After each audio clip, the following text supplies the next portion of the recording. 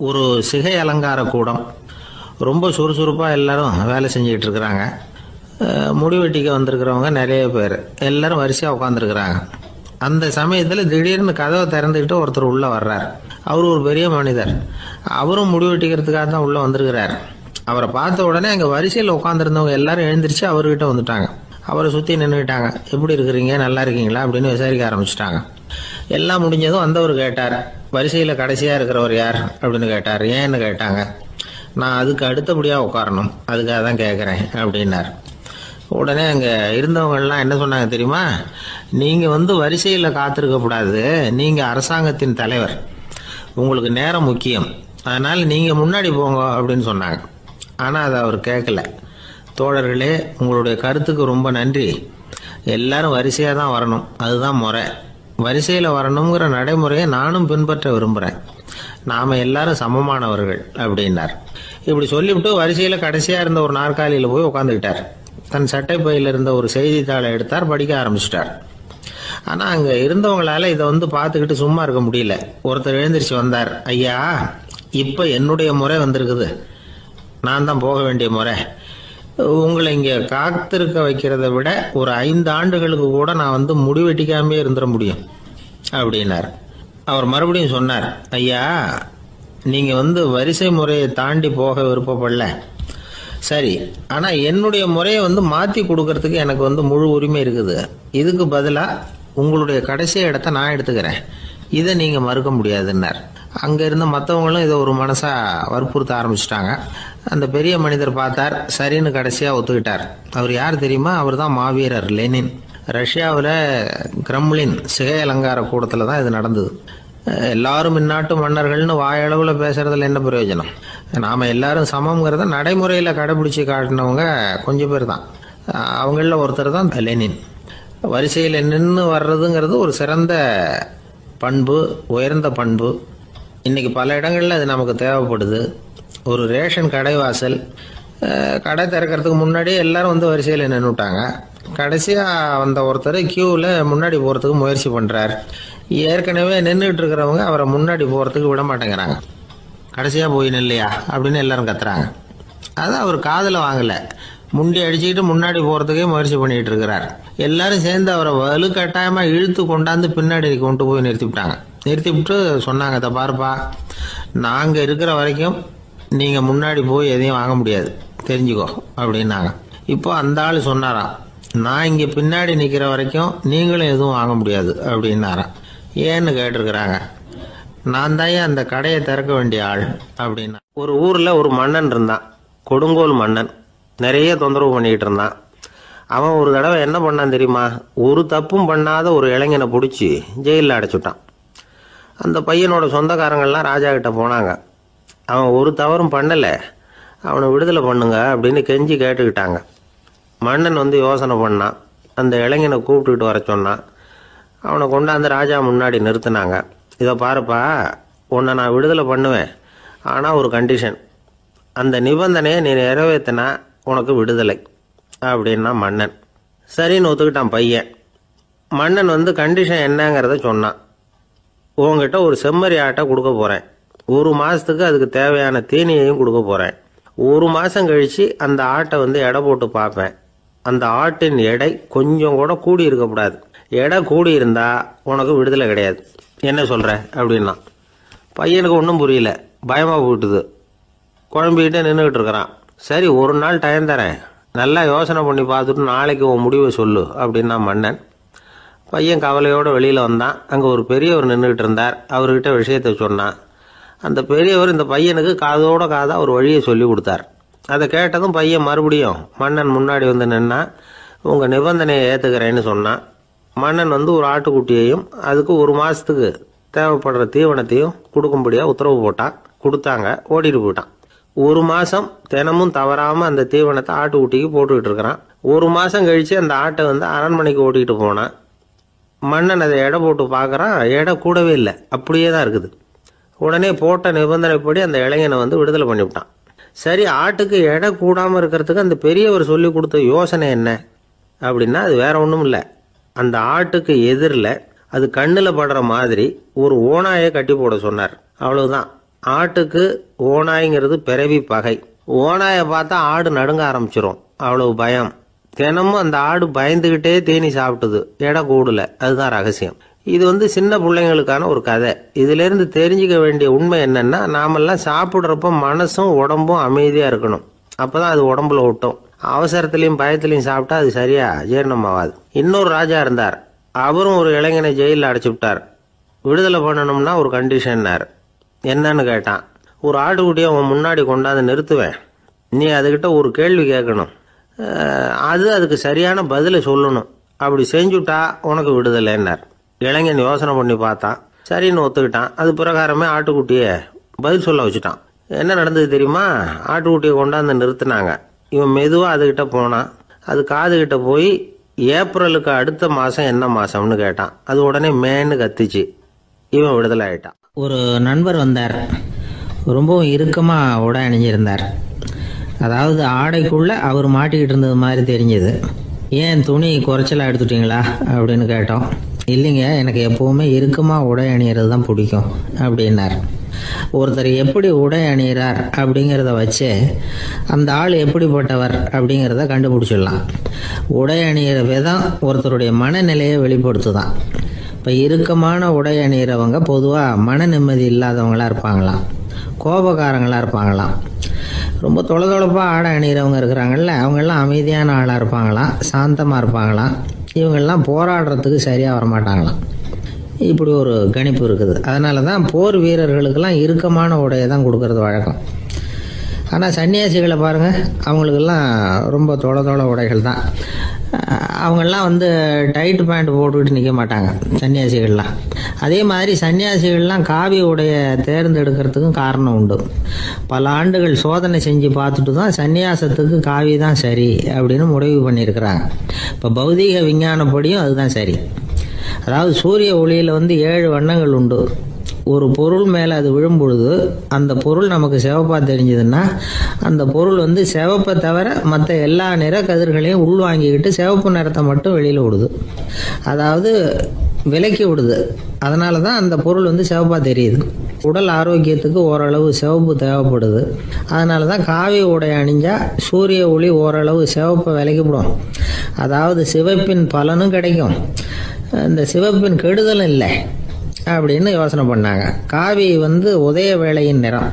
கீழ் வானத்தில் கதிர் உதிக்கிற வேளையில் முதல் ஒளி தோன்றுகிற நேரத்தில் காவி நிறம் தான் கசியும். தியானம் செய்கிறப்போ முதல்ல காணக்கூடிய ஒளி காவி நிறம் தான். தியானத்தின் உச்ச நிலையின் நிறம் நீலம். தியானம் காவி நிறத்தில் ஆரம்பமாகி நீல நிறத்தில் நிறைவடைகிறது அப்படிங்கிறார் ஓஷோ. நீலம் தியான சிகரம், காவி தியான ஆரம்ப குறியீடு, ஒரு சன்னியாசியின் ஆரம்ப தரிசனம் அப்படிங்கிறார் அவர். ஒருத்தர் நாள் பூரா காவி உடையே அணிஞ்சிருந்தா அந்த நிறம் அவருக்கு தியானத்தை பற்றிய நினைவை ஊட்டிக்கிட்டே இருக்கும். இப்படியே ஆடைக்கும் தியானத்துக்கும் இடையில ஒரு தொடர் ஏற்படுது. ஒரு துறவியின் உள்ளார்ந்த பண்பா அது மாறுது. கடை வீதியில் ஒரு பொருள் வாங்க போகிறோம், அது மறந்துடக்கூடாதுங்கிறதுக்காக ஞாபகம் முடிச்சு போட்டுக்கிறோம். அந்த முடிச்சுக்கும் பொருளுக்கும் தொடர்பு இல்லை. ஆனால் கடை வீதிக்கு போன உடனே அந்த முடிச்சு அந்த பொருளை ஞாபகப்படுத்துது. அதாவது அந்த முடிச்சு ஒரு தொடர்பு அம்சமாக அமையுது. அது மாதிரி தான் காவி உடையும். ஒரு துறவி நடக்கும் பொழுது, சாப்பிடும் பொழுது, குளிக்கும் பொழுது அவருடைய காவி உடை அவருக்கு ஞாபகப்படுத்திக்கிட்டே இருக்கும். அது ஒரு நிலைப்படுத்தப்பட்ட நினைவாக ஞாபக முடிச்சாக மாறிடுது. காவி ஆடை இல்லைன்னா ஒருத்தரால் துறவியாக முடியாதுன்னு அர்த்தம் இல்லை. அதே நேரத்தில் காவி ஆடையால் ஒன்றும் பிரயோஜனம் இல்லை, அதில் ஒன்றும் அர்த்தம் இல்லை அப்படின்னு சொல்லிட முடியாது. இதுதான் உண்மை. இவ்வளவு தூரம் காவி ஆடையை பற்றி சொல்கிறதுனால எல்லாரும் சன்னியாசியாக போடுங்கோ அப்படின்னு நாம் சொல்கிறதாக யாரும் நினச்சிடக்கூடாது. மனசுக்கும் நிறத்துக்கும் உள்ள சம்பந்தத்தை தெரிஞ்சுக்கிறதுக்காக தான் இவ்வளவும். நமக்கு தெரிஞ்ச நண்பர் ஒருத்தர் இருக்கிறார், ஆஃபீஸில் வேலை பார்க்குறவர். ஒவ்வொரு மாதமும் 20ஆம் தேதிக்கு பிறகு அவரை போய் பார்த்தீங்கன்னா காவி உடை அணிஞ்சிக்கிட்டு, கண்ணை மூடிக்கிட்டு, கை ரெண்டையும் விரித்து வச்சுக்கிட்டு தியானத்திலேயே உட்காந்துருப்பார். ஏன் இப்படி பண்ணுறீங்கன்னு கேட்டேன். அதாவது 20ஆம் தேதிக்கு பிறகு என் கையில் ஒரு பைசா கூட கிடையாது, ஒரு சன்னியாசி லெவலில் இருக்கிறேன், என்கிட்ட எதுவும் செலவுக்கு கேட்காத அப்படின்னு என் மனைவிக்கு நாசூக்காக உணர்த்துறதுக்காக அப்படி உட்காந்துருப்பேன் அப்படின்னு விளக்கம் கொடுக்குறார் அவர். ஊருக்கு வெளியில் அமைதியான ஒரு இடம், அங்கே ஒரு ஆசிரமம், அங்கே ஒரு சாமியார். அவர் தினமும் நல்ல போதனைகள்லாம் செய்வார். பல பேர் போய் அங்கேயே சில நாள் தங்கி இருந்து அவர் சொல்ற அறிவுரைகளை எல்லாம் கேட்டுக்கிட்டு வர்றது வழக்கம். ஒரு தடவை அவரை பார்த்துட்டு போறதுக்காக 3 வெளியூர் தம்பதிகள் வந்தாங்களாம். அந்த மடத்திலேயே சாப்பிட்டுக்கிட்டு தங்கி இருந்து அவங்களுடைய போதனைகளை கேட்டுக்கிட்டு போகணுங்கிறது அவங்க நோக்கம். காலையில குளிச்சுட்டு பூஜையில உட்கார்ந்தார் அந்த சுவாமி. இவங்களும் குளிச்சுட்டு அந்த பூஜையை பார்க்கறதுக்காக அவர் முன்னாடி வந்து உட்கார்ந்தாங்க. பூஜை ஆரம்பமாச்சு. சம்பிரதாயப்படி அது ரொம்ப நேரம் நடந்துகிட்டே இருக்குது. இவங்களுக்கு நல்ல பசி இருந்தாலும் இந்த நேரத்தில் அதை எப்படி வெளியில காட்டிக்கிறது? பேசாம இருந்தாங்க. அந்த சுவாமி பூஜையை முடிச்சார். அதுக்கப்புறம் பேச ஆரம்பிச்சார். பேச்சு அருமையாக தான் இருந்தது, அமிர்தமாக தான் இருந்தது. இருந்தாலும் இவங்களுக்கு இருக்கிற வயிற்று பசி அதை சரியாக கவனிக்க விடலை. அந்த சுவாமியே இதை கவனிச்சதா தெரியல. இவங்களுக்கு மனசுக்குள்ள ஒரு எண்ணம், உள்ள சாப்பாடு தயாராகிட்டு இருக்கும் போல இருக்கு, இந்த பேச்சு முடிஞ்சது நம்மளை உள்ள அழைச்சிட்டு போய் சாப்பாடு போடுவாங்கன்னு நினைக்கிறோம் அப்படின்னு இவங்களாம் நினச்சிக்கிட்டாங்க. ஆனால் சுவாமி இதை பற்றி எதுவுமே பேசலை, கண்டுக்கல. ஒரு அம்மாவால் அதுக்கு மேலே சும்மா இருக்க முடியுமா? முடியல. சாப்பாட்டை கவனிக்கலாமா அப்படின்னு சொல்லி மெதுவாக ஆரம்பித்தாங்க. ஓ கவனிக்கலாமே அப்படின்னு உள்ளே அழைச்சிட்டு போனார் சுவாமி. இவங்க ரொம்ப அவசரமாக எழுந்திருச்சு உள்ளே ஓடினாங்க. அங்கே ஒரு மேஜை மேலே ஒரு கிண்ணம் மூடி இருந்தது. ஓ இதுதான் சாப்பாட்டு மேஜை போல இருக்கு, இங்கே சாப்பாடு வந்துடும் அப்படின்னு நினச்சாங்க. உடனே போய் சுற்றி உட்காந்துக்கிட்டாங்க. சுவாமி அந்த கிண்ணத்தை எடுத்து அந்த அம்மா கிட்ட கொடுத்தார். அவங்க அதை வாங்கி மூடியை திறந்து பார்க்குறாங்க. உள்ள ஒரு சாவி இருக்குது. ஓ சரிதான், இது சமையலறை சாவி போல இருக்கு, அங்கே போய் அதை திறந்து சாப்பாட்டை நாமே எடுத்துக்கிட்டு வந்து இங்கே வச்சுக்கிட்டு சாப்பிடணும் போல இருக்கு அப்படின்னு நினச்சாங்க. சாவி இருக்கு இல்லையா, வாங்க பூட்டு நிறையா காட்டுறேன் அப்படின்னு சுவாமி அவங்கள அழைச்சிட்டு போனார், காட்டினார். இவங்க அந்த அறையை ரொம்ப அவளோட திறந்தாங்க. உள்ளே பார்த்தா அங்கே அரிசி, பருப்பு, விதவிதமான காய்கறி எல்லாம் இருக்குது. சமையலுக்கு வேண்டிய மிளகாய், எண்ணெய், பால், தயிர், நெய் இப்படி எல்லாமே இருக்குது. அடுப்பு, விறகு, நெருப்பு போட்டி அது கூட அங்கே இருக்குது. சாப்பாடு தயாராக இருக்கும்னு நினச்சிக்கிட்டு போனால் இப்படி இருக்குதே அப்படின்னு சொல்லி அதை பார்த்ததும் ரொம்ப சோர்ந்து போட்டாங்க அவங்க. சுவாமி என்ன இது சாப்பாடு இல்லையா அப்படின்னாங்க. அதுதான் சாப்பாட்டுக்கு வேண்டிய எல்லாம் இங்கே இருக்குதே, அடுப்பு மூட்டி நீங்கள் தான் அவங்கவுங்க ருசிக்கு தகுந்த மாதிரி சமைச்சிக்கணும். இந்த சன்னியாசிக்கு எப்படி சமைக்க தெரியும் அப்படின்னு கேட்டார் சுவாமி. சாப்பாடு தயாராக இருக்கும்னு நாங்கள் எதிர்பார்த்தோம் அப்படின்னாங்க. நீங்கள் இப்படி சொல்லுவீங்கன்னு நானும் எதிர்பார்த்தேன். இது வரைக்கும் நான் எவ்வளவோ தத்துவம்லாம் எடுத்து சொன்னேன். எல்லாத்தையும் விட இதுதான் அனுபவபூர்வமான தத்துவம். ஆண்டவன் நமக்கு நல்ல மனசை கொடுத்துருக்குறான், நல்ல வாய்ப்புகளையும் தந்திருக்கிறான், அதையெல்லாம் பயன்படுத்திக்கக்கூடிய மூளையையும் சிந்தனையையும் கொடுத்துருக்குறான். அதனால் அடுப்பை தான் நீங்கள் மூட்டணும், அடுப்பு நீங்கள் தான் மூட்டணும், உங்களுக்கு உகந்ததை நீங்கள் தான் சமைச்சு ருசித்து அனுபவிக்கணும். ஆண்டவனே அதை செஞ்சுக்கிட்டு இருக்க மாட்டான் அப்படின்னாராம் அந்த சுவாமி. நம்முடைய வாழ்க்கையில் பல நல்ல பலன்களை பெறறதுக்கு நாம் தான் முயற்சி பண்ணணும். அதுக்குரிய சூழ்நிலையை தான் ஆண்டவன் கொடுப்பானே தவிர அதை விளக்கறதுக்காக தான் அந்த சுவாமி அப்படி செஞ்சு காட்டியிருக்கிறார். இது ஒரு பெரியவர் இப்படி ஒரு விளக்கம் கொடுத்தார். அதுக்கப்புறம் அந்த 3 தம்பதிகளும் தெளிவடைஞ்சுட்டாங்களாம். நாம் தெளிவடைகிறது எப்போங்கிறது தான் தெரியல அப்படின்னு பல பேர் இதை கேட்டுட்டு சொல்லிட்டு இருக்கிறாங்க. இந்த கதையை நம்முடைய நண்பர் ஒருத்தர்கிட்ட சொன்னேன். அந்த நண்பர் ரொம்ப சந்தோஷப்பட்டார். நீங்கள் சொல்கிறது கரெக்டு சார், ஆனால் நான் அதை விட ஒரு படி மேலே சார். எனக்கெல்லாம் அரிசி பருப்பு இருக்கிற ரூம் எதுன்னு கையை காட்டிட்டா போதும், உடனே கிண்ணத்துலேருந்து சாவியை எடுத்து கொடுக்கணுங்கிற அவசியம்லாம் இல்லை எனக்கு. அப்புறம் எப்படி ரூமை திறந்துருவீங்க அப்படின்னு கேட்டேன். பூட்டை உடைச்சி திறந்துருவேன், அதுதான் எனக்கு பழக்கம் அப்படிங்கிறார். வாழ்க்கையில வெற்றி பெற என்ன வழி? இது ஒரு முக்கியமான கேள்வி. இதுக்கு எல்லாரும் பொதுவாக சொல்ற ஒரு பதில், உழைச்சா வெற்றி பெறலாம் அப்படிங்கிறது தான். வாழ்க்கையில வெற்றி பெற உழைப்பு மட்டும் இருந்தா போதாது, நேர்மையும் வேணும் அப்படிங்கிறார் பால் ஹாஃப்மேன். இவர் யார் தெரியுமா? இவர் ஒரு பெரிய பொருளாதார நிபுணர். 2வது உலகப் போர் முடிஞ்ச சமயம் அப்போ இவர் அமெரிக்காவின் நிதி ஆலோசகராக இருந்தார். தன்னுடைய வாழ்க்கையில நடந்த பழைய நிகழ்ச்சி ஒன்று அவர் சொன்னார். இளம் வயசுல படிச்சு முடிச்சதும் அவர் வேலை தேடிக்கிட்டு இருந்தாராம். அப்போ ஒரு கால்நடை வைத்தியர்கிட்ட போய் வேலை கேட்டிருக்காரு. இவர் அங்க போன சமயத்துல அந்த டாக்டர் தன்னுடைய பழைய கார் ஒன்றை விற்பனை செய்யறதுக்காக வேற ஒருத்தர்கிட்ட பேரம் பேசிக்கிட்டு இருந்தார். வாங்க வந்தவர் இவர்கிட்ட அந்த காரை பற்றின விவரம்லாம் கேட்டுக்கிட்டு இருந்தார். கார் நல்ல நிலைமையில் இருக்குமா அப்படிங்கிற கவலை அவருக்கு. எல்லா விவரங்களையும் கேட்டுக்கிட்டு அவர் கடைசியா சொன்னார், டாக்டர், இந்த காரை நீங்களே என்னுடைய ஊருக்கு ஓட்டிட்டு வர வேண்டியது. கார் எந்த ரிப்பேரும் ஆகாம என்னுடைய ஊருக்கு சேர்ந்துட்டுதுன்னா அங்கேயே நான் பணம் கொடுத்து இந்த காரை வாங்கிக்கிறேன் அப்படின்னார். நம்ம கார் அவ்வளவு தூரத்துக்கு வழியில் எந்த கோளாறும் இல்லாமல் போய் சேருமா அப்படிங்கிற சந்தேகம் டாக்டருக்கு. அவர் என்ன செஞ்சார் தெரியுமா? தன்கிட்ட வேலை கேட்டு வந்திருந்த இளைஞர் பால் ஹாஃப்மேனை கூப்பிட்டார். அவர்கிட்ட சொன்னார், இதை பாருப்பா, இந்த காரை நீ அவருடைய ஊர் வரைக்கும் நல்லபடியாக ஓட்டிகிட்டு போய் சேர்த்துட்டுன்னா உனக்கு நான் வேலை கொடுத்து விட்றேன். அது மட்டும் இல்லை, காரு விற்கிற தொகையில் கமிஷனும் கொடுக்குறேன், என்ன சம்மதமா அப்படின்னு கேட்டார். ஹாஃப்மேன் யோசனை பண்ணார். அதுக்கப்புறம் சரின்னு சொல்லி சம்மதிச்சார். கொஞ்ச நேரத்தில் அவரும் கார் வாங்க வந்தவரும் புறப்பட்டாங்க. இவர் ரொம்ப சிரமப்பட்டு வழியில் எங்கேயும் நிறுத்தாமல் காரை ரொம்ப சாமர்த்தியமாக ஓட்டிகிட்டு போய் சேர்த்துட்டார்.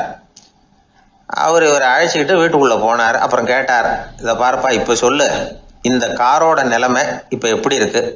உண்மையிலேயே இது நல்ல நிலைமையில் இருக்குதா? உன்னுடைய மனசாட்சிப்படி பதில் சொல் அப்படின்னார். இவரும் உடனே காரு நல்ல நிலைமையில தான் இருக்கு அப்படின்னு சொல்றதுக்கு வாயை திறந்தார். அதுக்குள்ள பார்வை எதிரில் உள்ள சுவர் மேலே பட்டுது. அங்கே இயேசுநாதர் படம் ஒன்று மாட்டியிருந்தாங்க. அதுக்கு அடியில் எழுதியிருந்த வாசகம் என்னன்னா, நீ பேசும் ஒவ்வொரு வார்த்தையையும் இயேசு கவனித்து கொண்டிருக்கிறார் அப்படின்னு இருந்தது. அந்த வரிகளை பார்த்தார். உடனே காரு சரியில்லை அப்படிங்கிற உண்மையை சொல்லிவிட்டார். இவர் இப்படி சொன்னதும் இவரை ரொம்ப ஆச்சரியமா பார்த்தார். இவர்கிட்ட இருந்த நேர்மை அவரை சிந்திக்க வச்சது. உன்னுடைய நேர்மையை பாராட்டுறேன், உனக்கு கமிஷன் கிடைக்கணுங்கிறதுக்காகவே நான் இந்த காரை வாங்கிக்கிறேன்னார். இப்போ அவர் திகைச்சு போய் நின்னார். மறுபடியும் அவர் சொன்னார், நீ காரை ஓட்டிட்டு வரும்பொழுதே உன்னுடைய திறமையை பார்த்தேன், உனக்கு விருப்பம் இருந்தால் நீ என்கிட்டயே வேலைக்கு சேர்ந்துடலாம் அப்படின்னார். பால் ஹாஃப்மேன் அவர்கிட்ட வேலைக்கு சேர்ந்தார். படிப்படியாக முன்னேறினார். கடைசியில் பார்த்தீங்கன்னா அமெரிக்காவுடைய நிதி ஆலோசகராக ஆனார். அதுக்கப்புறம் அவர் அந்த பழைய சம்பவத்தை எப்பவும் மறக்கறதில்ல, அடிக்கடி சொல்றது உண்டு. அதனால இதுல இருந்து நாம தெரிஞ்ச வேண்டியது என்னன்னா, வாழ்க்கையில முன்னுக்கு வரணும்னா உழைப்பு மட்டும் போதாது, நேர்மையும் வேணும். ஆனால் இந்த காலத்துல சிலருடைய நேர்மை நமக்கு ஆச்சரியமா கூட இருக்கும். ஒருத்தர் புஸ்தக கடை வச்சிருந்தார். ரொம்ப நேரமா தேடி ஒரு புத்தகத்தை கையில் எடுத்தார். அதுக்கு பில் போட சொன்னார். அந்த புத்தக கடைக்கு வந்த இன்னொருத்தர் பில் போடுறவர், சார் இந்த புத்தகம் மகா அறுவை, மகா மட்டம், இது வேணாம் உங்களுக்கு, வேற ஏதாவது ஒன்று பாருங்கன்னார். புத்தக கடை வச்சிருக்கிறவரே இப்படி சொன்னார். வாங்க வந்தவர் இவர் ஆச்சரியமா பார்த்தார். உங்க நேர்மையை பாராட்டுறேன், அது சரி, இந்த புத்தகத்தை ஏற்கனவே நீங்க படிச்சு பார்த்துட்டீங்களான்னு கேட்டார். அதை படிச்சு வேற பார்க்கணுமான்னார். அப்புறம் எப்படி இது மகா மட்டம்னு சொல்றீங்க அப்படின்னார். அதை எழுதினவனே நான் தான் சார் அப்படின்னார் அவர். இது ஒரு விதமான நேர்மை, நேர்மையை ஒத்துக்கிறது. எப்படி இருந்தாலும் வாழ்க்கையில உழைப்பும் நேர்மையும் உயர்வதற்கு வழிகள். உழைப்பை விட நேர்மை முக்கியம் அப்படிங்கிறத புரிந்து கொண்டால் வாழ்க்கையில வெற்றி நிச்சயம். எல்லாமே நாற்காலிக்கு ஆசைப்படாதவர்கள் அப்படின்னு சொல்லிட முடியாது. ஏன்னா நிறைய பேர் நாற்காலிக்கு ஆசைப்படுறவங்கள நாம் பார்க்குறோம். உட்கார்றதுக்கு ஒரு நாற்காலி கிடைச்சிடாதா, அதோட ஒரு கால் உடஞ்சி முக்காலியாக இருந்தாலும் பரவாயில்ல, ஒரு மாதிரியாக அனுசரித்து உட்காந்துக்கலாம் அப்படின்னு அலையிறவங்க எத்தனை பேர்? இந்த காலத்தில் மட்டும்தான் அப்படின்னு இல்லை, அந்த காலத்துலேயும் இதே மாதிரி ஆசைகள் சபலங்கள் இருந்திருக்கும் போல இருக்கு. பரமசிவன் வசிஷ்டருக்கு ஒரு விசேஷமான ஆசனத்தை கொடுத்துருந்தாராம். சரி, அப்படி என்ன அதில் விசேஷம்னா, வசிஷ்டர் ஒரு குறிப்பிட்ட இடத்துக்கு போகணும்னு நினச்சி புறப்படுறாருன்னு வச்சுக்கோங்க. அவருக்கு முன்னாடியே இந்த ஆசனம் புறப்பட்டுரும். போய் ஒரு வசதியான இடமா பார்த்து இருந்துக்கும். வசிஷ்டர் போவார். அங்கே போனதும் எங்கே உட்காரலாம்ங்கிற இட பிரச்சனையெல்லாம் அவருக்கு ஏற்படுறதில்ல. அதுதான் இவருடைய இருக்கை அங்கே முன்னாடியே போய் காத்துக்கிட்டு இருக்குதே. நேராக போவார், அதில் உட்காந்துக்குவார். மற்ற முனிவர்கள்லாம் இதை பார்த்தாங்க. அவங்களுக்கு பொறாமையாக இருந்துதான். எல்லாரும் ஒரு இடத்துல கூடி இதை பற்றி பேசியிருக்கிறாங்க. என்ன இது, நாமளும் அவரை மாதிரி தானே இருக்கிறோம், இருந்தாலும் நமக்கும் அது மாதிரி ஒரு ஆசனம் கிடைக்கலையே அப்படின்னு யோசனை பண்ணியிருக்காங்க. சரி, நேராக பரமசிவன்கிட்டே போவோம், இதை பற்றி கேட்போம் அப்படின்னு நினச்சிக்கிட்டு போனாங்களாம். பரமசிவனை பார்த்துருக்குறாங்க. ஐயா, நாங்களும் முனிவர்கள் தானே, வசிஷ்டர் பண்ணுறது மாதிரி நாங்களும் உங்களை குறித்து கடும் தவம் பண்ணிக்கிட்டு தானே இருக்கிறோம்.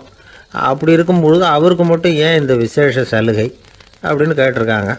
அதுக்கு பரமசிவன் சொன்னாராம், முனிவர்களே, உங்கள் கேள்விக்கு நான் பதில் சொல்கிறேன், ஆனால் அதுக்கு முன்னாடி நீங்கள் ஒரு காரியம் பண்ணணும்னாராம். என்ன செய்யணும் சொல்லுங்கன்றிருக்காங்க. நீங்கள் ஒவ்வொருத்தரும் தனித்தனியாக போய் உங்களை விட உயர்ந்த ஒருத்தரை தேடி கண்டுபிடிச்சி அவருக்கு அதிதி பூஜை பண்ணி அவரை ஒரு மண்டலத்துக்குள்ளே என்கிட்ட அழைச்சிட்டு வந்துருங்க அப்படின்னாராம். சரின்னு எல்லாரும் புறப்பட்டுருக்காங்க. அவங்க போனதுக்கப்புறம் நந்தி தேவனை அழைச்சி வசிஷ்டரை கூப்பிட்டுக்கிட்டு வர சொன்னாராம். அவர் வந்தார். வணங்கினார். வசிஷ்டரே, இன்னையிலேருந்து ஒரு மண்டலத்துக்குள்ளே உங்களை விட தாழ்ந்தவர் ஒருத்தரை தேடி கண்டுபிடிச்சி அவருக்கு அதிதி பூஜை பண்ணி அவரை என்கிட்ட கூப்பிட்டுட்டு வாங்கன்னு விட்டார். சரின்னு இவரும் புறப்பட்டு போயிட்டார். கொஞ்ச நாள் ஆச்சு. முனிவர்கள்லாம் திரும்பி வந்தாங்க. பரமசிவன் முன்னாடி வந்து நின்னாங்க. ஐயா, எவ்வளவோ தேடி பார்த்துட்டோம், எங்களை விட உயர்ந்தவர்கள் யாருமே கிடைக்கல அப்படின்னாங்களாம். வசிஷ்டரும் வந்து சேர்ந்தார். ஐயா, எவ்வளவோ தேடி பார்த்தேன், என்னை விட தாழ்ந்தவர் யாருமே கிடைக்கல அப்படின்னாராம். அவரே தொடர்ந்து சொன்னார், என்னுடைய மனைவி எனக்கு அடங்கினவ தானே, அவளுக்காவது அதிதி பூஜை பண்ணி அழைச்சிட்டு வந்துடலாமான்னு யோசித்து பார்த்தேன். என்னோட மனசு அதுக்கும் இடம் கொடுக்கல. ஏன்னா அவளோட பதிவிரதத்துக்கு முன்னாடி நாம் ஏமாத்திரம் அப்படின்னு யோசித்து பார்த்தேன். அதனால் அந்த எண்ணத்தையும் கைவிட்டுட்டேன் அப்படின்னு ரொம்ப வருத்தத்தோடு சொன்னாராம். இதை கேட்ட உடனே மற்ற முனிவர்களுக்கு வெக்கமாக போச்சு. இந்த உலகத்தில் நம்மளை விட மேலானவங்க யாருமே இல்லைன்னு நாம் நினைச்சோம். வசிஷ்டரோ தன்னை விட தாழ்வானவங்க யாருமே இல்லைன்னு நினைக்கிறார். பரமசிவன் ஏன் அந்த ஆசனத்தை அவருக்கு மட்டும் கொடுத்தார் அப்படிங்கிற கேள்விக்கான பதில் அவங்களுக்கு கிடச்சிட்டுதான். இந்த காலத்தில் நாம் எப்படி நினைக்கிறோம்னா, எல்லாரும் நம்மளை விட மட்டமானவங்கன்னு நினைக்கிறோம். அதனால் நாம் மட்டும் நாற்காலியில் உட்காந்தா போதும் அப்படின்னு நினைக்கிறோம். ஏமாந்து போனவங்க சந்தர்ப்பம் பார்த்து காலை வாரி விட்டுடுறாங்க, கீழே விழுந்து காலை உடச்சிக்கிறோம். அதுதான் இன்றைக்கி நடக்கிறது. ஒரு அம்மா தன்னோட வீட்டுக்காரரை ஒரு மனோதத்துவ டாக்டர்கிட்ட அழைச்சிட்டு போனாங்களாம். என்ன ப்ராப்ளம்னு கேட்டிருக்கார் டாக்டர். எங்கள் வீட்டுக்காரர் அடிக்கடி நாற்காலியில் உட்காந்து காலை உடச்சிக்கிறார் அப்படின்னாங்களாம். அப்படின்னா அந்த நாற்காலியில் தான் ஏதோ கோளாறு அப்படின்னாரான் டாக்டர். அப்படி இருக்க முடியாது டாக்டர் அப்படின்னாங்களாம் அந்த அம்மா. அது எப்படி அவ்வளோ உறுதியாக சொல்கிறீங்கன்னு கேட்டிருக்காரு அந்த டாக்டர். எங்கள் வீட்டில் நாற்காலியே கிடையாது டாக்டர், இவர் இருக்கிறதா நினச்சிக்கிட்டு உட்கார்றார், அதுதான் ப்ராப்ளம். அளவுக்கு மிஞ்சினால் அமிர்தமும் நஞ்சு அப்படின்னு சொல்லுவாங்க. அது உண்மைதான். ஒருத்தருக்கு அளவுக்கு மீறிய புகழ் வந்துட்டுதுன்னு வச்சுங்க, அது கூட ஆபத்தாக போயிடுறது உண்டு. பழங்காலத்துல எல்லாம் கிரேக்க தேசத்தில் ஒரு பழக்கம் உண்டாம். அதாவது யாராவது ஒருத்தரை நாடு கடத்தணும்னா அதுக்கு ஒரு வழி உண்டு. அதாவது ஒருத்தரை நாடு கடத்தணும்னு மக்கள் விரும்புகிறாங்கன்னு வச்சுங்களேன், அவர் பேரை ஒரு மண்பாண்ட ஓட்டு சில்லில் எழுதி அதை ஒரு குறிப்பிட்ட பொது இடத்துல போட்டுற வேண்டியது, அவ்வளவுதான். இது மாதிரி பல பேர் போட்டுக்கிட்டே இருப்பாங்க, எல்லாம் அப்படியே குவிஞ்சு போயிடும். அந்த ஓட்டாஞ்சில்லு குவியலில் யாருடைய பேர் அதிகமாக இருக்குதோ அந்த நபரை ஒரு 10 ஆண்டுகள் நாடு கடத்தி விடுவாங்க. இது அந்த ஊர் வழக்கமாக. ஒரு நாள் அந்த குவியலுக்கு பக்கத்தில் ஒரு ஆள் நின்றுட்டு இருக்கிறான். அவன் கையில் ஒரு ஓட்டாஞ்சில்லு வச்சிருக்கிறான். அதில் யாரோட பேரையோ எழுதணும், எழுதி அந்த இடத்துல போடணுங்கிறது அவன் ஆசை. ஆனால் அவன் படிக்காதவன், அதனால் எழுத தெரியல. யாராவது அந்த வழியாக வர்றாங்களான்னு பார்த்துக்கிட்டே நின்றுக்கிட்டு இருந்தான். ஒரு பெரியவர் வந்துக்கிட்டு இருந்தார். அவர்கிட்ட ஓடினான். கையில் இருந்த மண்பாண்ட சில்லை கொடுத்தான். ஐயா, இதில் ஒரு பேர் எழுதி கொடுங்களேன்னா அந்த பெரியவர் அதை வாங்கி கையில் வச்சுக்கிட்டு, என்ன பேர் எழுதணும் சொல்லு அப்படின்னா. இவன் சொன்னான், அரிஸ்டைடிஸ் அப்படின்னு எழுதுங்க அப்படின்னா. இதை கேட்டதும் அந்த பெரியவருக்கு அதிர்ச்சி. ஏன்னா அவர் தான் அரிஸ்டைடிஸ், தத்துவ மேதை அரிஸ்டைடிஸ் அவர். இருந்தாலும் நான் தான் அதுங்கிறத காட்டிக்காம அந்த ஆளுகிட்ட கேட்டார். அது சரிப்பா, அரிஸ்டைடிஸ்ங்கிற பேரை எழுத சொல்ற, அவர் உனக்கு என்ன கெடுதல் பண்ணார், அவர் பேரை இதில் எழுத சொல்றியே அப்படின்னு கேட்டிருக்கார். அதுக்கு இவன் சொன்னானா, அவர் எனக்கு எந்த கெடுதலும் பண்ணல, அவரை நான் பார்த்தது கூட இல்லை அப்படின்னு இருக்கான். அப்புறம் எதுக்காக அவரை நாடு கடத்தணும்னு நீ ஆசைப்படுற அப்படின்னு கேட்டிருக்கார்.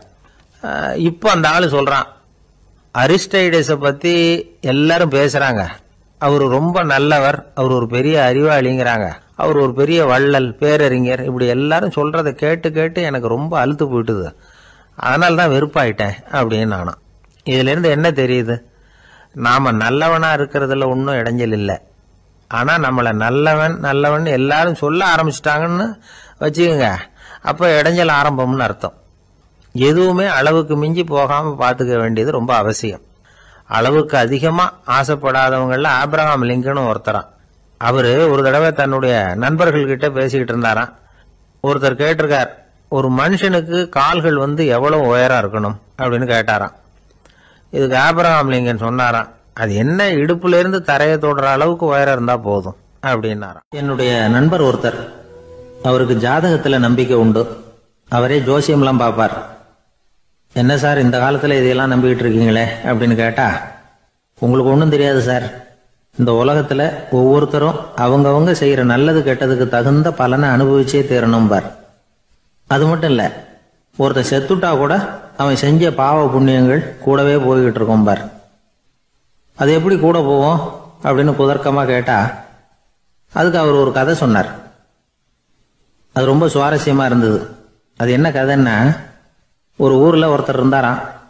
அவர் ஜோசியம் பார்க்கறதுல ரொம்ப கெட்டிக்காரரான். ஒருத்தருடைய தலைமுடியை மட்டும் அவர்கிட்ட காட்டினா போதும், அதை மட்டும் பார்த்துட்டு அவருடைய ஜாதகத்தையே அலசி விடுவாராம். அப்பேற்பட்ட திறமை. அந்த ஆள் ஒரு சமயம் கன்னியாகுமரி கடற்கரைக்கு போயிருந்திருக்கார். அங்க கரை ஓரமா ஒரு மண்டை ஓடு கிடந்திருக்கு. அதை எடுத்து பார்த்திருக்கார். அந்த மண்டை ஓட்டை வச்சுக்கிட்டே அதோட ஜாதகத்தை அலசியிருக்கார். இந்த மண்டை ஓட்டுக்கு உரிய ஆசாமி வாழ்க்கையில ரொம்ப கஷ்டப்பட்டிருக்கணும், நிறைய கஷ்டத்தை அனுபவிச்சிருக்கணும். அது தாங்க முடியாம தான் கடல்ல விழுந்து தற்கொலை பண்ணிட்டு இருக்கான் அப்படிங்கிறத அவரு கணிச்சுட்டார். இருந்தாலும் இந்த மண்டை ஓடு இன்னமும் அனுபவிக்க வேண்டியது பாக்கி இருக்கு அப்படிங்கிறத அவர் உணர்ந்தாராம். அது சரி, ஒருத்தன் உயிரோடு இருக்கிற வரைக்கும் நல்லது கெட்டதை அனுபவிக்க முடியும், செத்ததுக்கு அப்புறமும் பாக்கி இருக்குன்னா அதை எப்படி அனுபவிக்கிறது? இந்த மண்டை ஓட்டுக்கு இன்னும் கொஞ்சம் பாக்கி இருக்குங்கிறது அவருக்கு புரிஞ்சதே தவிர அதோட அர்த்தம் என்னங்கிறது சரியா விளங்கல. சரி, இதை இன்னும் கொஞ்சம் விவரமா ஆராய்ச்சி பண்ணுவோம் அப்படின்னு நினைச்சுக்கிட்டு அதை தன்னுடைய வீட்டுக்கு எடுத்துட்டு போயிட்டார். அந்த மண்டை ஓட்டை ஒரு பெட்டியில வச்சு பூட்டினார். தன்னுடைய தனி அறையில அதை பத்திரமா வச்சுக்கிட்டார். தினமும் ராத்திரி ஆனதும் தன்னுடைய மனைவியை பார்த்து, நீ போய் பூஜை அறையில தனியா படுத்துக்க அப்படின்னு சொல்லிவிட்டு தினம் ராத்திரி 12 மணிக்கு பெட்டியை திறந்து அவர் பார்ப்பார். மண்டை ஓடு அப்படியே இருந்தது தவிர இன்னும் கொஞ்சம் பாக்கி இருக்குங்கிறதுக்கு அர்த்தம் அவருக்கு விளங்கல. அந்த மண்டை ஓட்டுக்கு இன்னும் என்ன பாக்கி இருக்க போகுது? எப்படியோ ஒரு 10 நாள் போச்சு. அந்த வீட்டம்மாவுக்கு சந்தேகம் வந்துட்டுது. நம்ம வீட்டுக்காரரு நம்மளை தனியா ஏன் தூங்க சொல்றார் அப்படிங்கிற சந்தேகம். உடனே பக்கத்து வீட்டு அம்மா கிட்ட விஷயத்த சொல்லியிருக்கிறாங்க. அந்த அம்மா உடனே, நீ கவலைப்படாத, நான் கண்டுபிடிச்சு சொல்றேன் அப்படின்னு சொல்லிவிட்டாங்களாம். அன்னைக்கு ராத்திரியே ஜன்னல் வழியா எட்டி பார்த்துருக்குறாங்க. இந்த ஆள் மண்டை ஓட்டை கையில வச்சுக்கிட்டு அது திருப்பி திருப்பி பார்த்துக்கிட்டு இருக்கிறான். அதை பார்த்துட்டாங்க. மறுநாள் காலையில அவரோட மனைவியை பார்த்தாங்க. ஏம்மா, உன் வீட்டுக்காரருக்கு நீ முதல் மனைவியா 2வது மனைவியா அப்படின்னு கேட்டாங்களாம்.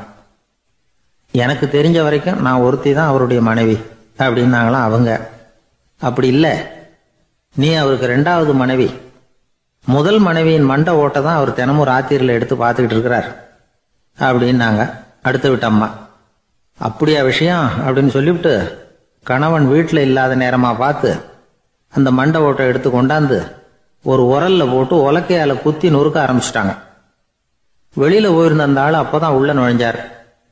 மண்டை ஓடு உலக்கை கிட்ட குத்து வாங்கிட்டு இருக்கு. அது அனுபவிக்க வேண்டியது இன்னும் கொஞ்சம் பாக்கி இருக்குங்கிறதுக்கு அர்த்தம் எனக்கு இப்பதான் புரிஞ்சுது அப்படின்னாராம் அவர். இந்த கதையிலிருந்து நாம இன்னொரு நீதியையும் புரிஞ்சுக்கணும். அதாவது நம்ம வீட்டை பத்தி நமக்கு புரியாததெல்லாம் அடுத்த வீட்டு. ஒரு ஊர்ல ஒரு ராஜா இருந்தார். பெரிய அரண்மனையில தான் இருக்கிறார். எல்லா வசதியும் இருந்தது. இருந்தாலும் அவர் எல்லாரும் சொல்றது எப்படி தெரியுமா, பிச்சைக்கார ராஜா. அப்படி ஒரு பேர் அவருக்கு நிலைச்சு போச்சு. ஜனங்களும் சரி, மற்ற தேசங்கள்ல உள்ளவங்களும் சரி, அவர் அந்த பேர் சொல்லியே குறிப்பிடுறது வழக்கமா போட்டுது. இது அவருக்கு ரொம்ப கவலையா போச்சு. என்ன இது, நம்மளை தேடி வர்றவங்களுக்கெல்லாம் நாம சோறு போடுறோம், நம்ம புகழ்ந்து பாடல் ஏற்றி கொண்டு வர்ற புலவர்களுக்கெல்லாம் அவங்க எப்படி வந்தாலும் ஒருவேளை சோறு போடணுங்கிறது உத்தரவு. இவ்வளவுலாம் செஞ்சும் நம்மளை போய் பிச்சைக்கார ராஜான்னு எல்லாரும் சொல்றாங்களே, அது ஏன், எதுக்காக இப்படி சொல்றாங்க? இதுதான் ராஜாவுக்கு குழப்பம். சரி, இதை பத்தி நம்ம அமைச்சர்கள் கிட்ட கேட்கலாமா அப்படின்னு யோசனை பண்ணார்.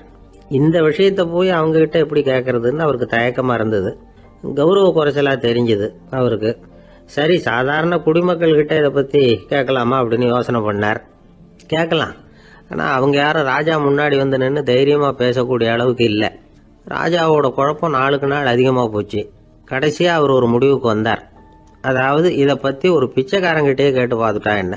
இதுதான் அவர் பண்ண முடிவு. உடனே மாறு வேஷம் போட்டுக்கிட்டு நகர்வலம் போனார். ஒரு பிச்சைக்காரனை கண்டுபிடிச்சார். இதை பாருப்பா, நம்ம ராஜாவை எல்லாரும் பிச்சைக்கார ராஜான்னே சொல்றாங்களே, அதுக்கு என்ன காரணமா இருக்கும் அப்படின்னு கேட்டார். அதுக்கு அவன் சொல்றான், இதுக்கான பதில இன்னும் ஒரு 30 நாள்ல சொல்றேன் அப்படின்னா. உடனே இவருக்கு சந்தோஷம். உண்மையை அவங்ககிட்ட சொன்னார். நான் வேற யாரும் இல்லை, நான் தான் இந்த நாட்டு ராஜா. இப்ப நீ என் கூடவே வந்துரு, அரண்மனையிலேயே தங்கிக்கோ. 30 நாள் கழிச்சு எனக்கு பதில் சொல்லிவிட்டு அதுக்கப்புறமா நீ போகலாம் அப்படின்னு சொல்லி அழைச்சிட்டு வந்துட்டார். அரண்மனையில் ஒரு மூலையில் அவன் தங்கறதுக்கு இடம் கொடுத்தார். தினம் 2 வேளையும் இவனுக்கு சோறு போடுங்க அப்படின்னு உத்தரவு போட்டார். ராஜா கொடுத்த இடத்துல போய் உக்காந்துக்கிட்டான் அந்த பிச்சைக்காரன். தினமும் அந்த அரண்மனையில் நடக்கிறதையெல்லாம் கவனிச்சுக்கிட்டு வந்தான். வேளைக்கு சாப்பாடு வரும், சாப்பிட்டுக்கிட்டு இருக்கான்.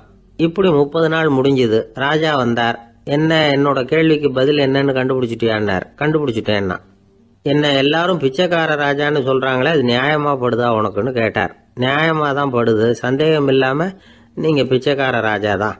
என்னதான் நீங்க வசதியோடவும் படைபலத்தோடவும் இருந்தா கூட நீங்க எங்க வர்க்கத்தை சேர்ந்த ஆசாமி தான் அப்படின்னு அடிச்சு சொல்லிவிட்டான் அந்த ஆள். எதனால் அப்படி சொல்றேன்னு கேட்டார் இவர். அரசே, ஒரு உண்மையை கண்டுபிடிச்சு சொல்றதா நான் உங்ககிட்ட சொன்னேன். நீங்க ராஜ பரம்பரைன்னா உடனே உங்க கழுத்துல கிடக்கிற முத்து மாலையை கழட்டி பரிசா கொடுத்துருப்பீங்க, பொன்னையும் மணியையும் கொடுத்துருப்பீங்க. ஆனா நீங்க அப்படி செய்யல. என்ன ஒரு மூலையில உட்கார வச்சு 2 வேளை சோறு போட சொன்னீங்க. உங்களை தேடி யார் வந்தாலும், யார் பாராட்டி பேசினாலும் அல்லது பிரச்சனைகளை சொன்னாலும் நீங்க செய்யற ஒரே காரியம் சோறு போடுறது தான். பிச்சைக்காரனுக்கு சோறு மட்டும்தான் உலகம். உங்க விஷயத்திலையும் நீங்க அப்படித்தான் நினைக்கிறதாக தெரியுது. நல்லா கவனிங்க. எந்த ஒரு பிரச்சனைக்கும் சோறு தான் முடிவுன்னு நினைக்கிறீங்க பாருங்க. நீங்க சந்தேகமில்லாத எங்களை சேர்ந்த ஆளுதான் அப்படின்னு விட்டான் அந்த பிச்சைக்காரன். அதுக்கப்புறம் தான் அந்த ராஜா தன்னுடைய தவறுகளை எல்லாம் தேர்த்திக்கிட்டாராம். பசின்னு வர்றவங்களுக்கு சோறு தான் போடணும், அது தப்பு இல்லை. பாராட்ட வர்றவங்களுக்கெல்லாம் சோத்தையே போட்டு அனுப்புனா இப்படிதான் பேர் வரும். எனக்கு தெரிஞ்ச ஒருத்தர் தினமும் யாராவது ஒருத்தரை தன் வீட்டுக்கு அழைச்சிட்டு போவார், சாப்பாடு போட்டு அனுப்புவார். முன்னறிவிப்பு இல்லாம திடீர்னு ஒரு விருந்தாளியோட வீட்டுல போய் இவர் நிக்கிறது வழக்கம். அந்த அம்மாவும் இவருக்காக தயார் பண்ணி வச்சிருந்ததை இவர் அழைச்சிட்டு வந்திருக்கிற விருந்தாளிக்கு போட்டுருவாங்க. விருந்தாளி சாப்பிட்டுட்டு போனதுக்கு அப்புறம் இவர் மனைவி கிட்ட உனக்கு சிரமம் வேணாம் அப்படின்னு சொல்லிவிட்டு பக்கத்துல உள்ள ஒரு ஹோட்டலுக்கு போய் காசு கொடுத்து சாப்பிட்டுட்டு வந்துருவார். பல நாள் இப்படி நடக்கும். ஒரு நாள் அவரை தனியா கூப்பிட்டுக்கிட்டு போய் ஏன் இப்படி பண்றீங்கன்னு கேட்டோம். அதுக்கு அவர் சொல்றாரு, எங்க வீட்டு சாப்பாட்டுல இருந்து தப்பிக்கிறதுக்கு எனக்கு வேற வழி எதுவும் தெரியல சார், அதனாலதான் இப்படி பண்ணிட்டு இருக்கிறேன் அப்படின்னார். ரொம்ப பரிதாபமா. இப்பெல்லாம் நம்ம ஊர்ல மாமியார் மருமகள் ஒருத்தர் நல்லா புரிஞ்சுக்கிட்டு நல்ல விதமா தான் இருக்கிறாங்க பல இடத்துல. அதனால நான் இப்ப சொல்ல போற கதையை கேட்டுவிட்டு இந்த காலத்துல அவ்வளவு மோசமா யாரு சார் நடந்துக்கிறாங்க அப்படின்னு கேட்டு யாரும் சண்டைக்கு வரக்கூடாது. இன்னொரு உண்மையையும் சொல்லிவிடுறேன். அதாவது இந்த கதையை நமக்கு எழுதி அனுப்பி இருக்கிறதே கொஞ்ச நாள்ல மருமகளாகவும் அதுக்கப்புறம் கொஞ்ச காலத்துல மாமியாராகவும் ஆக போற ஒரு நேயர் தான். சரி, இந்த கதைக்கு வருவோம். அதாவது ஒரு சின்ன குடும்பம், அந்த வீட்டில் மாமியார் ஆட்சி, அவங்க வச்சதுதான் சட்டம். பிள்ளையாண்டான் எப்படின்னா அம்மா சொல்றதையும் கேட்டுக்குவான், மனைவி சொல்றதையும் கேட்டுக்குவான். நமக்கு என்னத்துக்கு வம்புங்கிற டைப். மருமகள் பேரில் குறை கண்டுபிடிக்கிறதுலேயே அந்த மாமியாருக்கு ஒரு சுவாரஸ்யம். சின்ன சின்ன விஷயத்துல எல்லாம் குத்தம் கண்டுபிடிச்சிக்கிட்டே இருக்கிறாங்க. பொதுவாக எல்லாரும் எப்படின்னா ஏதாவது ஒரு காரணத்துக்காக சண்டை போட்டுக்கிட்டு இருப்பாங்க. அந்த அம்மா எப்படின்னா ஏதாவது ஒரு சண்டையை போடுறதுக்காக காரணத்தை தேடிட்டு இருப்பாங்க. அப்படி ஒரு மனசு.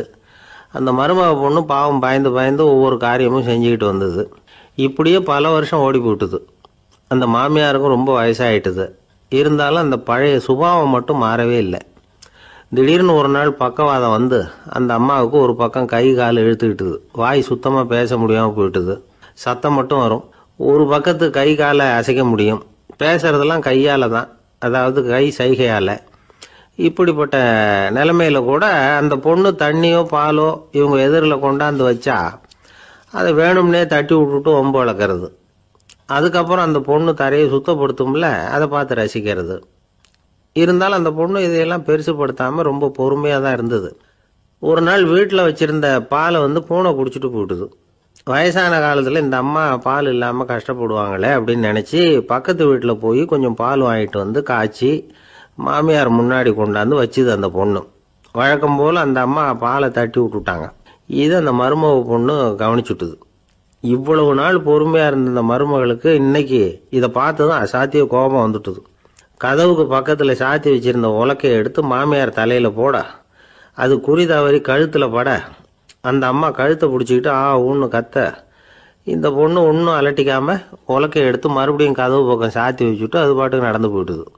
இருந்தாலும் மனசுக்குள்ள லேசாக ஒரு பயம். கணவன் வீட்டுக்கு வந்ததும் என்ன விஷயம்னு கேட்டால் எப்படி சமாளிக்கிறது. அன்னைக்குன்னு பார்த்து ரொம்ப நேரம் கழித்து வீடு வந்து சேர்ந்தான் கணவன். உடனே அந்த அம்மா புகார் பண்ண ஆரம்பிச்சுட்டுது. பேச்சு தான் வராத. அதனால் ஒரு பக்கத்து கையால் சைகை காட்டுது. கதவுக்கு பக்கத்தில் இருந்த உலக்க பக்கமாக கையை நீட்டி காட்டி அப்படியே அந்த கையை தன் கழுத்துக்கு பின்பக்கமாக சுற்றி காட்டி நாக்கை வெளியில் நீட்டி நடந்த விஷயத்தை புரிய வைக்கிறதுக்கு முயற்சி பண்ணுது. இவனுக்கு ஒன்றும் புரியல. என்ன சொல்கிறாங்க அம்மா அப்படின்னு மனைவிகிட்ட கேட்குறான். அதுக்கு அந்த பொண்ணு ரொம்ப புத்திசாலித்தனமா, என்னங்க உங்கள் அம்மா சொல்கிறது உங்களுக்கு இன்னும் புரியலையா?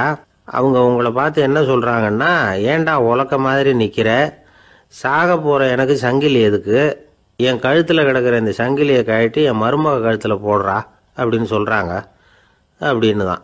ஓ அப்படியா விஷயம்னு சொல்லி அம்மா கழுத்தில் இருந்த சங்கிலியை எடுத்து மனைவி கழுத்தில் போட்டுட்டு, அம்மா உன் விருப்பப்படியே போட்டாச்சு, இனிமேலாவது நிம்மதியாக படுத்து தூங்கு அப்படின்னு சொல்லிவிட்டு உள்ளே போயிட்டான். பார்த்தீங்களா கதையை?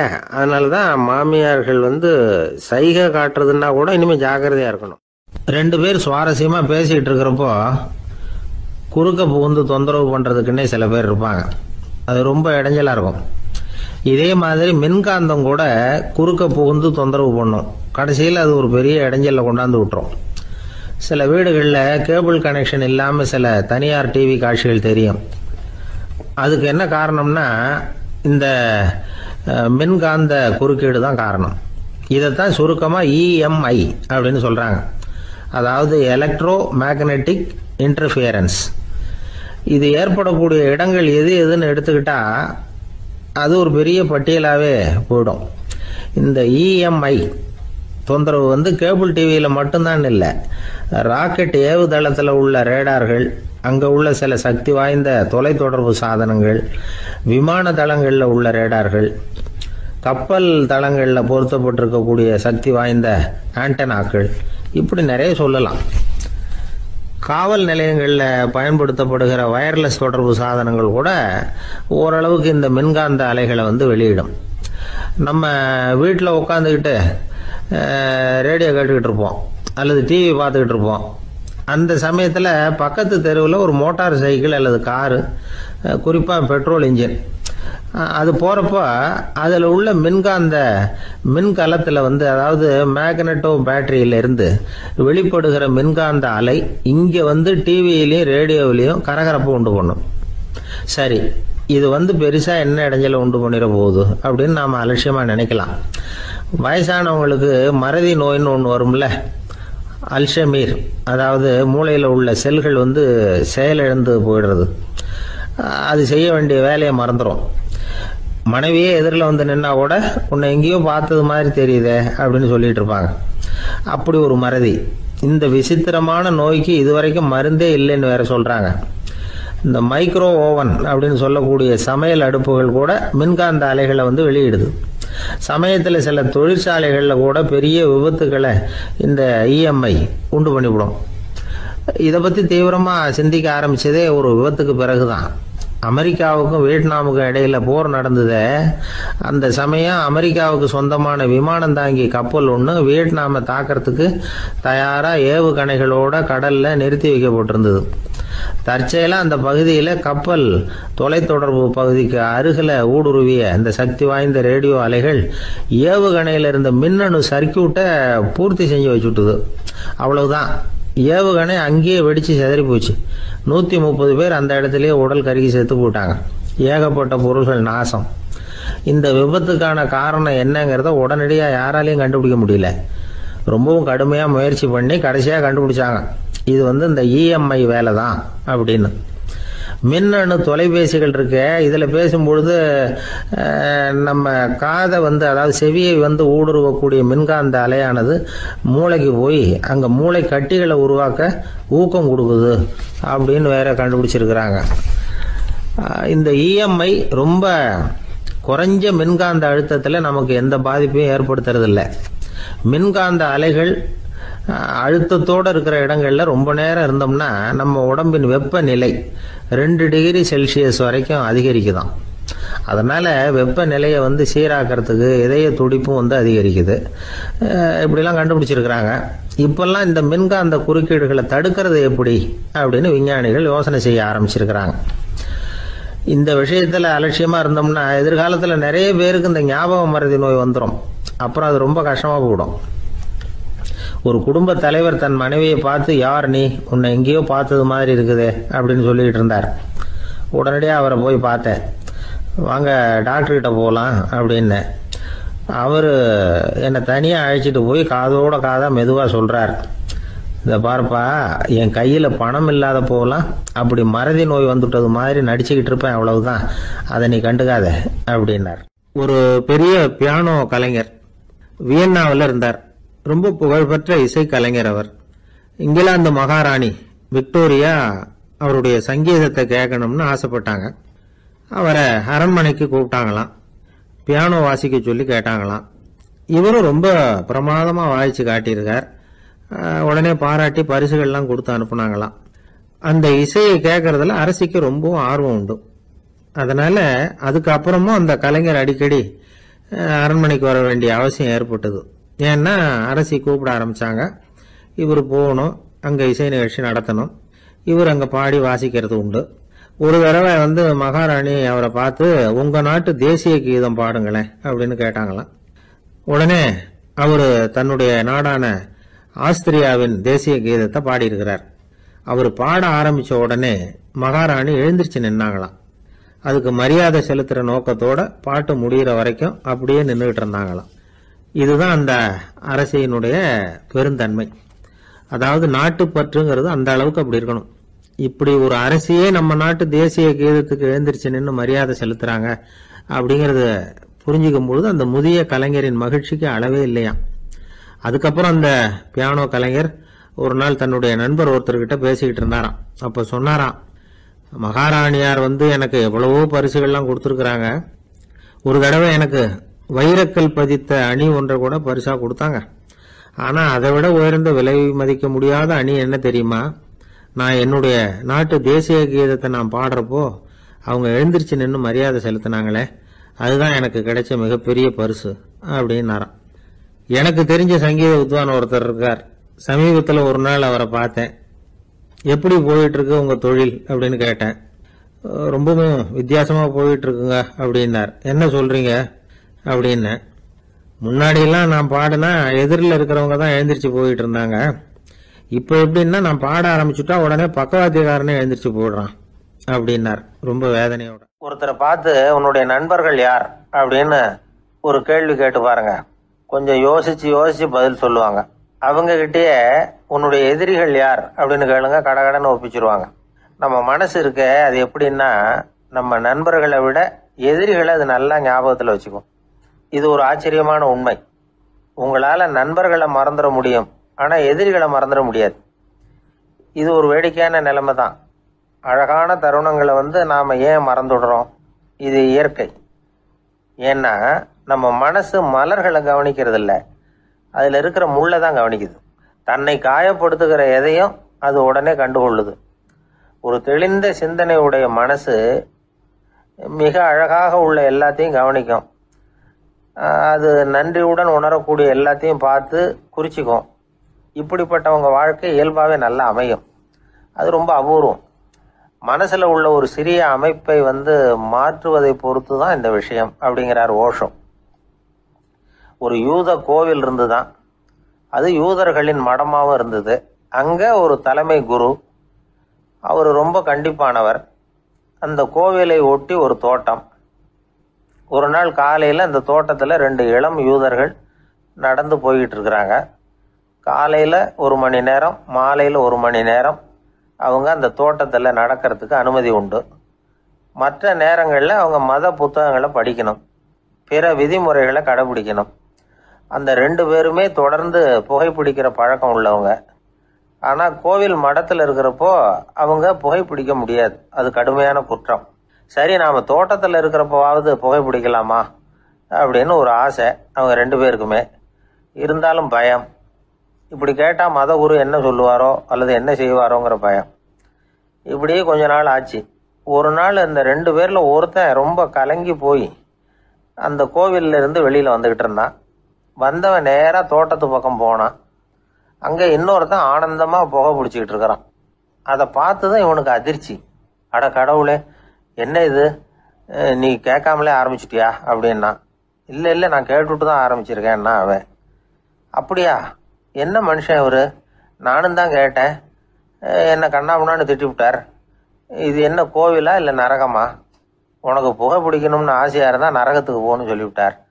அது சரி, உன்னை மட்டும் எப்படி அனுமதிச்சார் அப்படின்னு கேட்டான் இவன். அவன் சிரிச்சுக்கிட்டே, நீ எப்படி கேட்ட சொல்லு அப்படின்னா, நாம் இந்த தோட்டத்துக்கு வர அனுமதிக்கப்பட்டிருக்கிறதே ஜபத்துக்காகத்தானே, அதனால் நான் ஜபம் சொல்லும் பொழுது புகை பிடிக்கலாமா அப்படின்னு கேட்டேன். அதுக்கு தான் அவர் சத்தம் போட்டு என்னை அடிக்கவே வந்துட்டார் அப்படின்னா இவன். நீ ஒரு மாதிரியாக கேட்டிருக்க, நான் வேற மாதிரியாக கேட்டிருக்கிறேன். ஜெபம் சொல்லும்போது புகை பிடிக்கலாமான்னு நீ கேட்டிருக்க. ஐயா, புகை பிடிக்கும் பொழுது ஜெபிக்கலாமா அப்படின்னு நான் கேட்டேன். அதில் தப்பு ஒன்றும் இல்லை அப்படின்னு பதில் சொல்லிட்டார் அப்படின்னா. ஒரு சிறிய மாற்றம்தான் அது மிகப்பெரிய மாறுதலை ஏற்படுத்தி விட்டது. மனசு நல்ல விதமாக சிந்திக்க ஆரம்பிச்சுட்டுதுன்னா மகிழ்ச்சிக்கு பஞ்சம் இல்லை. ஒரு கஞ்சன் ஆற்றுல விழுந்துட்டான், வெள்ளத்தில் தத்தளிச்சுக்கிட்டு இருக்கிறான். கரையில் நின்ன ஒருத்தர், உன் கையை கொண்டா இப்படி பிடிச்சி இழுத்து கரையில் சேர்த்து விடுறேன்னார். எதையும் கொடுத்து பழக்கம் இல்லாத அவன் கையையும் கொடுக்க மாட்டேன்னுட்டான். இவர் பார்த்தார், உன் கையை கொடுன்னு சொல்றதுக்கு பதிலாக நான் என் கையை கொடுக்குறேன் பிடிச்சிக்கோ அப்படின்னார். அவன் கப்புன்னு பிடிச்சிக்கிட்டான், இழுத்து கரையில் போட்டார். ஒரு பூங்கா, அங்கே ஒருத்தர் நின்றுட்டு இருக்கிறார். நின்றுக்கிட்டே ஏதோ ஆழ்ந்த யோசனையில் இருக்கிறார். அந்த பக்கமாக இன்னொருத்தர் வந்தார், இவரை கவனிச்சார். என்ன யோசனைன்னு கேட்டார். எப்படி எழுந்திருக்கிறதுன்னு யோசனை பண்ணிட்டு இருக்கிறேன்னார் அவர். கேட்டவருக்கு ஒரு மாதிரி ஆயிட்டுது. ஏற்கனவே நின்றுகிட்டு இருக்கிற ஒருத்தர் எப்படி எழுந்திரிச்சு நிற்கிறதுன்னு யோசிக்கிறாருன்னா அது ஆச்சரியம் தானே. அதுக்கப்புறம் இவர் யோசிக்க ஆரம்பிச்சார், என்ன இவர் இப்படி பேசுறாரு அப்படின்னு. கீழே விழுந்தாதானே எழுந்திரிச்சு நிற்க முடியும்.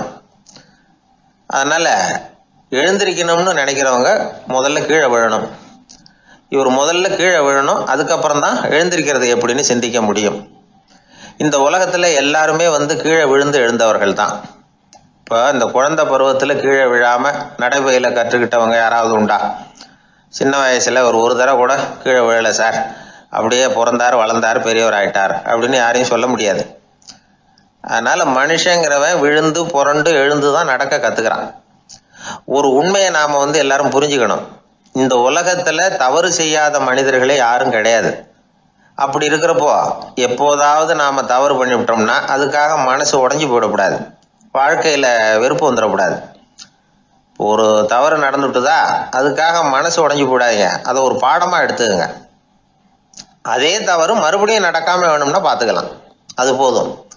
தடைக்கல்ல படிக்கெல்லாம் மாத்திக்கணும், இதுதான் இதுல முக்கியம். ஒரு அலுவலகம், அங்க ஒரு அதிகாரி, அவர் உயர்ந்த பதவியில் இருந்தார், சிறந்த நிர்வாகின்னு பேர் வாங்கினவர். அவர் தனக்கு கீழே வேலை செய்யறவங்க கிட்ட எல்லாம் சொல்லுவாராம், இந்த நிறுவனத்துல நீங்க எத்தனை தடவை வேணும்னாலும் தவறுகள் செய்யலாம், ஆனா ஒரே விஷயம் என்னன்னா ஒரே தவறை மறுபடியும் செய்யக்கூடாது, அது முக்கியம் அப்படின்பாராம். இதை மேம்போக்கா பார்த்தா அவர் ஏதோ தன்னுடைய ஊழியர்களை தவறு செய்ய தூண்டுறது மாதிரி தெரியும். ஆனா உண்மை அப்படி இல்லை. இன்னைக்கு என்ன நடக்குது தெரியுமா? அநேகமா எல்லா மனிதர்களுமே ஒரே தவறை தான் மறுபடியும் மறுபடியும் செய்யறாங்க. விளையாட்டு வீரர்கள் ஒரே மாதிரியான தவறுகளை திரும்ப திரும்ப செய்யறது உண்டு. கணக்கு எழுதுறவங்கள பாருங்க, ஒரே தப்பை மறுபடியும் மறுபடியும் செய்வாங்க. அலுவலகம் வருகிறவர்களை கவனிங்க, ஒரு நாள் தாமதமா வந்தா பரவாயில்ல, தினமும் தாமதமா வருவாங்க. இது மாதிரி செய்த தவறையே திரும்ப திரும்ப செய்யறதுக்கு என்ன காரணம் அப்படின்னா சோம்பல், ஞாபக மறதி, கவனக்குறைவு, தன்னுடைய திறமை பேர்ல அளவுக்கு மீறிய நம்பிக்கை, இப்படி இதுல ஏதாவது ஒரு காரணமா இருக்கலாம் அப்படிங்கிறாங்க இது பற்றி ஆய்வு செய்கிற வல்லுநர்கள். ஒரு தடவை செஞ்ச தவிர மறுபடியும் செய்யறது இல்லைன்னு முடிவு செஞ்சுக்கிட்டு அதை செயல்படுத்த கத்துக்கணும், அது போதும், வாழ்க்கை வெற்றிகரமா அமையும் அப்படிங்கிறாங்க அந்த அனுபவசாலிகள். அதனால வெற்றிகரமா வாழ்க்கையில நடைபோட விரும்பும் இளைஞர்கள் தவிர்க்க வேண்டியது என்னன்னா, முதல்ல சோம்பலை தவிருங்கள், சுறுசுறுப்பாக இயங்குங்கள் அப்படிங்கறது அவங்க அறிவுரை. ரெண்டாவது ஞாபக மறதி, எந்த செயல்லையும் ஈடுபாடு வேணும், அக்கறை வேணும். மூணாவது கவனக்குறைவு, எதையும் அலட்சியப்படுத்தக்கூடாது. நாலாவது என்னால முடியாதது எதுவுமே கிடையாது அப்படிங்கிற அளவுக்கு மீறிய நம்பிக்கை, அது ஆபத்துல கொண்டு போய் விட்டுரும். அதனால முதல் தவறு உங்களுக்கு ஒரு பாடமா அமையணும். ஒரு மனிதர் அவர் தன்னுடைய 2 காதுலையும் கட்டு போட்டுக்கிட்டு வந்தார். அவருடைய நண்பர் அதை கவனிச்சுட்டார். என்ன சார் ஆச்சு, 2 காதுலையும் கட்டு போட்டுருக்கீங்களே அப்படின்னு விசாரிச்சார். ஒண்ணுமில்ல சார், வீட்டில் ரொம்ப ஆர்வமா டிவியில கிரிக்கெட் மேட்ச் பார்த்துக்கிட்டு இருந்தேன். அப்போ என்னுடைய மனைவி துணிகளுக்கு அயர்ன் பண்ணிட்டு இருந்தாங்க. அயர்ன் பாக்ஸை அப்படியே வச்சுட்டு அடுப்பங்கரைக்கு போயிட்டாங்க. அந்த சமயம் பார்த்து டெலிஃபோன் பண்ணி அடிச்சுது. அவசரமா ஓடி போய் அதை எடுத்து காதில் வச்சேன். அப்பதான் தெரியும் அது அயர்ன் பாக்ஸுங்கிற விஷயம். சூடா இருந்ததா, சுட்டு விட்டுது அப்படின்னாரு. 1 காது சரி சார், 2 காதும் ஏன் அப்படி ஆச்சு அப்படின்னு கேட்டார். அதே ஆளு மறுபடியும் ஃபோன் பண்ணான் சார் அப்படின்னாரு. இவர் எவ்வளவு தூரம் யோசிச்சிருப்பாரு பாருங்க. அதனால ஒரு தவறு மறுபடியும் நடக்கக்கூடாது. முதல் தவறு உங்களுக்கு ஒரு பாடமாக அமையட்டும் அப்படிங்கிறது தான் இதுல இருந்து நாம தெரிந்து கொள்ள வேண்டிய கருத்து. அதனால தவறுகள் அதெல்லாம் தடைக்கெல்லாம் நினைக்க வேண்டாம், படிக்கெல்லாம் நினைப்போம். அப்படி நினைச்சோம்னா வாழ்க்கையில வெற்றி நிச்சயம். ஒரு ராஜா இருந்தார். அவர் ஒரு பெரிய கோயில் கட்டினார். பல ஊர்கள்ல இருந்து சிற்பிகள்லாம் கொண்டுகிட்டு வந்தார். அழகழகா சிற்பங்களை செய்ய சொன்னார். ஊர்ல உள்ள ஜனங்களும் கோயில் கட்டுறதுக்கு அவங்களால முடிஞ்ச உதவியை செஞ்சாங்க. ராத்திரி பகலா வேலை நடக்குது. கோயில் கொஞ்சம் கொஞ்சமா வசந்துகிட்டே வந்துட்டுது. அந்த ஊர்ல ஒரு வயசான அம்மா இருந்தாங்க, ரொம்ப ஏழை. அவங்களுக்கு மனசுக்குள்ள ஒரு உறுத்தல், இந்த ஊர்ல எல்லாரும் இந்த கோவில் கட்டுறதுக்கு அவங்களால முடிஞ்ச உதவியை பண்ணிட்டு இருக்கிறாங்க, நம்மளால ஒன்றும் பண்ண முடியலையே அப்படின்னு நினைச்சு கவலைப்பட்டாங்க. அவங்களுக்கு மனசு கேட்கல, ஏதாவது செய்யணும் நம்மளால முடிஞ்சது அப்படின்னு யோசனை பண்ணாங்க. நல்ல வெயில் நேரத்துல சிற்பிகள்லாம் ரொம்ப சிரமப்பட்டு சிலை வடிச்சுக்கிட்டு இருக்கிறாங்கல்ல, அவங்களுக்கு அந்த நேரம் தாகம் எடுக்குமே. அதனால சிரமப்பட்டு ஒரு குடத்துல தண்ணியை எடுத்துக்கிட்டு அதை இடுப்புல வச்சுக்கிட்டு மெதுவா கொண்டுகிட்டு அங்க போறது அப்படின்னு முடிவு பண்ணிட்டு அந்த அம்மா போச்சு. அங்க போய் வேலை செய்யறவங்களுக்கு தாகம் எடுக்கிற போலாம் ஒரு கோவலையில தண்ணியை எடுத்து கொடுத்துக்கிட்டு இருக்கிறது. இப்படியே பண்ண ஆரம்பிச்சுட்டு அந்த அம்மா. ஏதோ அந்த அம்மாவால முடிஞ்ச ஒரு சின்ன உதவி இது. இப்படி கொஞ்சம் கொஞ்சமா வேலை நடந்தது. கோபுரம் வசந்தது, எல்லா வேலையும் முடிஞ்சது. இனிமே கடைசியா கற்ப கிரகத்தின் மேல விமானம் அமைக்க வேண்டியதுதான் பாக்கி. அந்த வேலையும் ஆரம்பமாச்சு. அந்த சிற்பிகள்லயே அனுபவசாலியான ஒருத்தர் இந்த அம்மாவை தேடிட்டு வந்தார். பாட்டி, உங்ககிட்ட இருக்கிற ஏதாவது ஒரு பொருளை கொடுங்க, அந்த விமானத்துல வைக்கலாம் அப்படின்னு நாங்க நினைக்கிறோம் அப்படின்னார். இந்த அம்மாவுக்கு ஒன்றும் புரியல. ஏதாவது இருந்தாவில கொடுக்கலாம், எதுவும் இல்லையே, என்ன பண்றது யோசனை பண்ணாங்க. இத பாருப்பா, என்கிட்ட என்ன இருக்கு, இந்த வாசப்படியில கிடக்குது, இந்த கல்லு தான் இருக்குது, வேணும்னா இத எடுத்துட்டு போங்க அப்படின்னாங்க.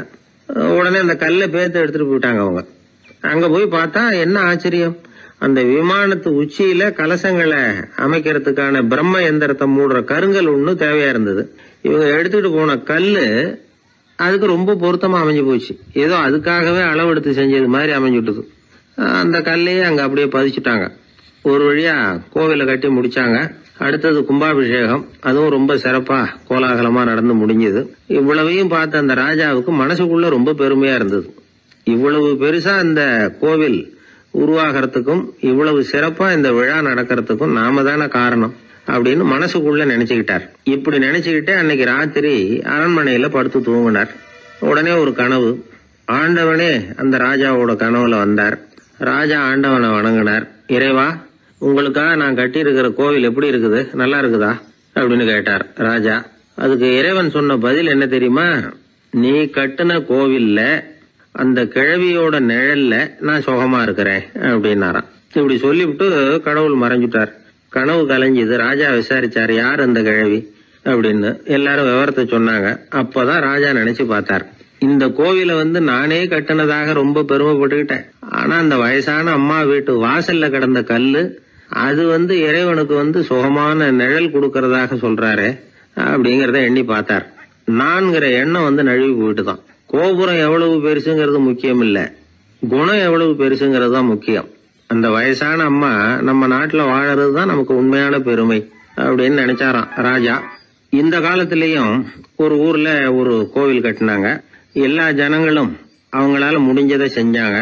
நம்மால ஒருத்தன் அந்த திருப்பணி குழு தலைவரை போய் பார்த்தான். நான் ஏதாவது ஒத்துழைக்கணுமா ஐயா அப்படின்னு ரொம்ப பணிவா கேட்டான். திருப்பணி குழு தலைவர் சொன்னார், இத பாருப்பா, இந்த கோவில் கட்டி முடிக்கிற வரைக்கும் உன்னுடைய ஒத்துழைப்பு எதுவும் தேவையில்லை.